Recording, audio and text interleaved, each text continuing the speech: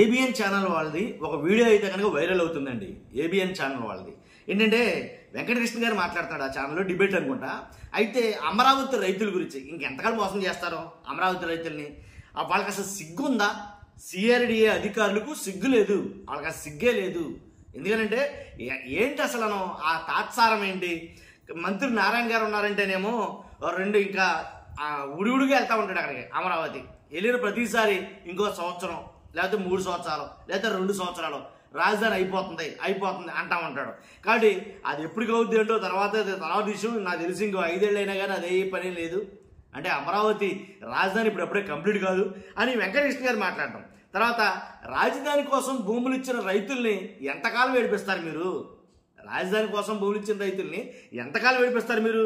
అసలు రైతులకి పట్టా ఏదైతే ప్లాట్లు ఇస్తామన్నారో ఆ ప్లాట్లు భూములే ఇవ్వని రైతుల దగ్గర వాళ్ళ పొలాల్లోంచి వాళ్ళ స్థలం ప్లాట్లు ఇస్తారంటే అది ఎంతవరకు కరెక్టు?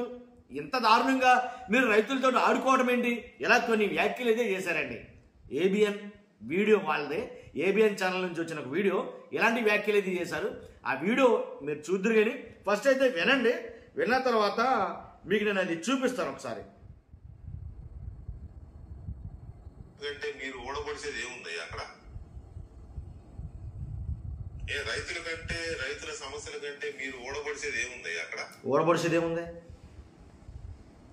సిగ్గనిపించట్లా? సిగ్గనిపించట్లా? సిఆర్డీలో కూర్చున్న వాళ్ళకి ఎందుకు ఈ రకమైన పరిస్థితి ఉంది? మంత్రి నారాయణ గారు వెళ్తాడు 2 నెలలకు ఒకసారి, వెళ్ళి అయిపోయింది, ఏడాదిలో అయిపోద్ది, 2 నెలలు అయిపోయి, ఇవాళ కూడా లేడు, 3 ఏళ్ళు అయిపోద్ది అంటాడు. ఈ 3 ఏళ్ళు అనేది ఆంజనేయ స్వామి పెళ్లి రేపు అన్నట్టు ఉంది. సరే రాజధాని 1 సంవత్సరం అటు ఇటుగా అవుద్ది, 1 సంవత్సరం కాదు 5 ఏళ్ళు అవుతుంది, చిన్న విషయం కాదు. ఇదేమి దౌర్భాగ్యం? రైతులకి ఇవ్వాల్సిన మరీ నాకు ఆశ్చర్యం వేసింది ఏంటంటే రాజధాని కోసం భూములు ఇచ్చిన రైతులకు అసలు భూములే ఇవ్వని రైతుల భూముల్లో పట్టాలు ఇస్తారంట ఆ సర్వే నెంబర్తో. దీన్ని ఎలా అర్థం చేసుకోవాలో కూడా అంటే ఇది ఉద్దేశపూర్వకంగా ఇస్తున్నారు అనుకోవాలా, లేకపోతే నిర్లక్ష్యం అనుకోవాలా, లేకపోతే అసలు వీళ్ళకి రాజధాని ప్రాంతంలో ఉన్న భూముల మీద, రైతుల మీద, లేకపోతే గ్రామాల మీద, వాటి మీద పట్టు లేదనుకోవాలా? లేదు, నిజం మాట్లాడారు. ఇప్పుడు ఒకసారి ఇలా నేను వినిపించాను కదా, వినిపిస్తే చాలా మంది అంటే కొంతమంది సబ్స్క్రైబర్లు ఏమంటారంటే అది ఫేక్, ఎవరో మాట్లాడతారో అది వీడియో ఒరిజినల్ కాదంటారు. కాబట్టి మీకోసమని ఇప్పుడు ఈ వీడియో కట్ చేసి ఆ వీడియో పెడతాను. పెట్టిన తర్వాత అది చూసిన తర్వాత మనం మాట్లాడుకుందాం. ఒక్కసారి సమస్యల కంటే మీరు ఓడబడిసేది ఏముంది అక్కడ? రైతుల కంటే రైతుల సమస్యల కంటే మీరు ఓడబడిసేది ఏముంది అక్కడ? సిగ్గనిపించట్లా? సిఆర్డీలో కూర్చున్న వాళ్ళకి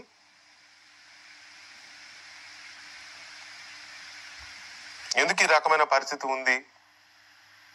మంత్రి నారాయణ గారు వెళ్తాడు 2 నెలలకు ఒకసారి, వెళ్ళి అయిపోయింది, ఏడాదిలో అయిపోద్ది, 2 నెలలు అయిపోయింది, ఇవాళ కూడా లేడు, 3 ఏళ్ళు అయిపోద్ది అంటాడు. ఈ 3 ఏళ్ళు అనేది ఆంజనేయ స్వామి పెళ్లి రేపు అన్నట్టుగా ఉంది. సరే రాజధాని 1 సంవత్సరం అటు ఇటుగా అవుద్ది, 1 సంవత్సరం కాదు 5 ఏళ్ళు అవుతుంది, చిన్న విషయం కాదు. ఇదేమి దౌర్భాగ్యం? రైతులకు ఇవ్వాల్సిన మరీ నాకు ఆశ్చర్యం వేసింది ఏంటంటే రాజధాని కోసం భూములు ఇచ్చిన రైతులకు అసలు భూములే ఇవ్వని రైతుల భూముల్లో పట్టాలు ఇస్తారంట ఆ సర్వే నెంబర్లతో.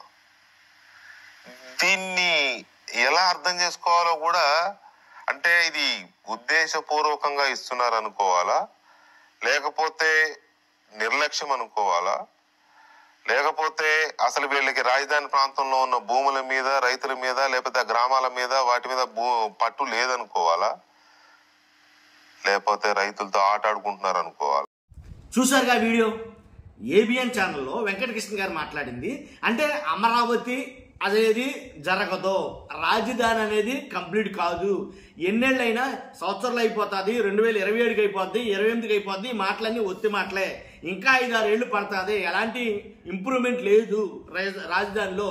రాజధాని రైతుల్ని మోసం చేస్తున్నారు, రాజధాని రైతుల విషయంలో కూడా అబద్ధాలు చెప్తున్నారు. అసలు ఎలా నమ్మాలి మిమ్మల్ని? మేము నమ్మడానికి మీరు చేసే పనులు ఎలా ఉన్నాయి?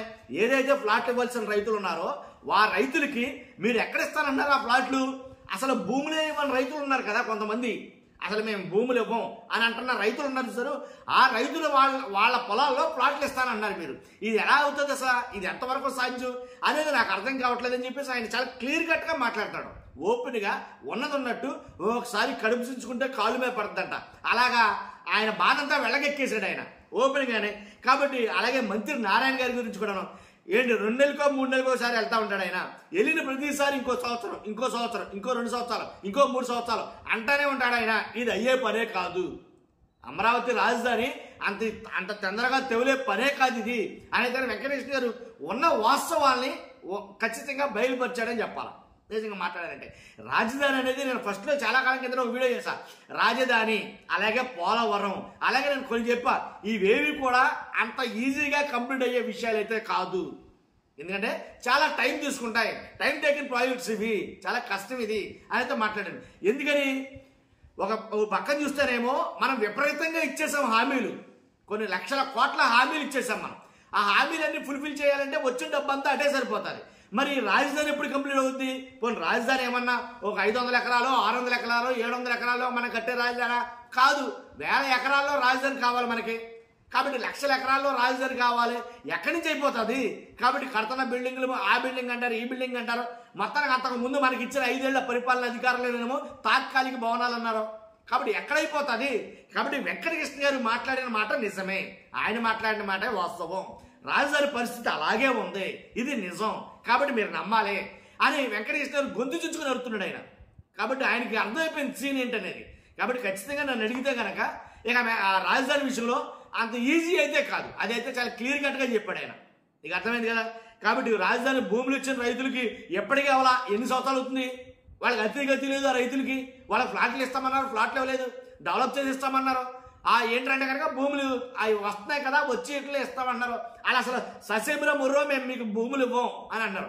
మళ్ళీ ఇంకో 4000 ఎకరాలు కావాలంటారు. వాళ్ళు అసలు భూములు ఇవ్వమని చెప్పేసి రైతులు అడ్డం తిరిగారు. మరి ఎక్కడి నుంచి తెచ్చేస్తారు ఇప్పుడు వీళ్ళకి? దేంట్లో ఇస్తారో? కాబట్టి ఇదే వెంకటకృష్ణ గారు మాట్లాడుతుంది కూడా. కానీ మీ అభిప్రాయం అంటే కామెంట్ రూపంలో తెలియజేయండి. రాజధాని అయ్యే పనేనా, పోలవరం తెవిలే పనేనా?